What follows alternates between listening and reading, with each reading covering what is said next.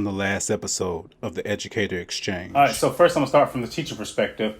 A teacher needs to build relationships with students. Because on day one, everybody has to know the expectation. Right. When I was teaching, I told all of my kids, especially my AP students, this is not going to be a class that is going to be the best and most fun class initially. Because as a teacher, I want you to care about the student, and your caring is not dependent on their grade. If I saw that you looked any way other than what I knew you, or especially the first day, if I saw that you may have been down or you may have been overactive or something, it'll just lead me to have a conversation just to get to know you so I can know how I can best respond to you and your needs. Right. And that's really important because you got to gauge the temperature and understand how do you need to adjust based on the student.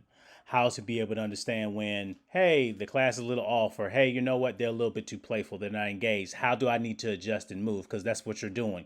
You're adjusting to try to meet the student's needs. Hold on, I just want to put you just said adjust. Yes. So we have to adjust as Absolutely. teachers? What do you mean by adjust? You are adjusting No, every we don't. We don't have to adjust. day. Listen, You don't have to adjust. No, we can teach the Yep. same lesson Absolutely. and lesson plan from day one if you're a 20-year teacher. I, as a teacher, want to teach the same thing You can want every all you want. day. Every single day, same lesson, same material. So you're telling me something. Yep. You telling me something that's got my ears perked up, man. Yep. You got to adjust because, again, the biggest thing for all teachers want to be successful.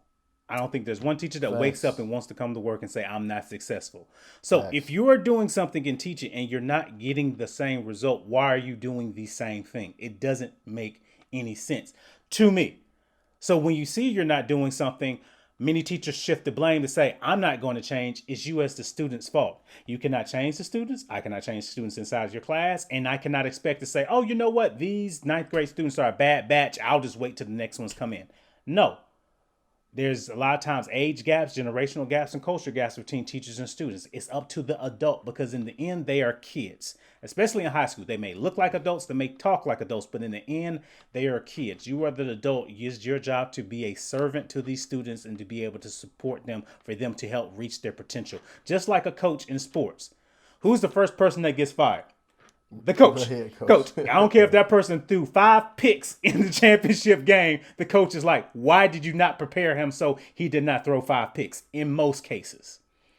Because it's your job to be able to motivate and move those students. But that also requires you to get out of your comfort zone. Correct. You look at one of the best coaches ever in the history of basketball, Phil Jackson. Yep. And I mean, after seeing like The Last Dance and reading his books and stuff like that, he never really had a finite plan that was consistent. Right. I mean, he had a consistent model, a consistent mold, but everything was based off of adjustments, building relationships with those players, and being able to meet their needs in the moment. And I feel like as teachers, it just helps the student out when we're able to do that because, like you said, we have no idea what happens. Although at our school, most schools get out around 4:00 p.m. Yeah. After 4:00 p.m., you have no idea what happens. No clue. And so how can I best support you for that 90 minutes while also knowing what makes you tick? Right. And also as a teacher, we understand that students may reject you and may not want your relationship. Students will come in and say, you know what, I don't want to learn. And that's fine, but that doesn't stop you from trying. Man, who you telling? I remember when I was teaching at my first high school, and I used to love teaching the quote unquote bad kids. Right. All right. The kids that I guess we'll call them challenge kids, right?